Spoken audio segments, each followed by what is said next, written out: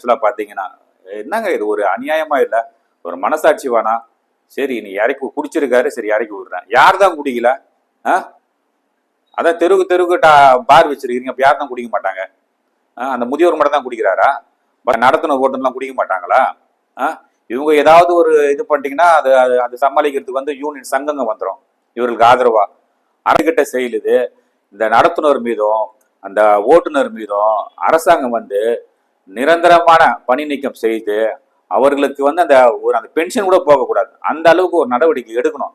அப்பதான் நாளைக்கு இது போல வந்து யாரும் செய்ய மாட்டாங்க. தொடர்ந்து இவர்கள் வந்து மாணவர்களை அடிப்பதும் காவல்துறையோட வந்து மோதுவதும் இப்படிதான் பண்ணிட்டு இருக்காங்க. இந்த டிரைவர்ஸும் கண்டக்டரும் யாருமே மதிக்க மாட்டாங்க. அதாவது ரொம்ப கேவலமா நடத்துவாங்க. எல்லாரையும் மிரட்டுவதும் திட்டுவதும். நீங்க ஏறி பாருங்க சார், அப்பதான் தெரியும் சார் இவங்களோட லட்சணம். பஸ்ல போறவங்களுக்கு தெரியும். பஸ்ல போற அத்தனை பொதுமக்களை கேட்டு பாருங்க.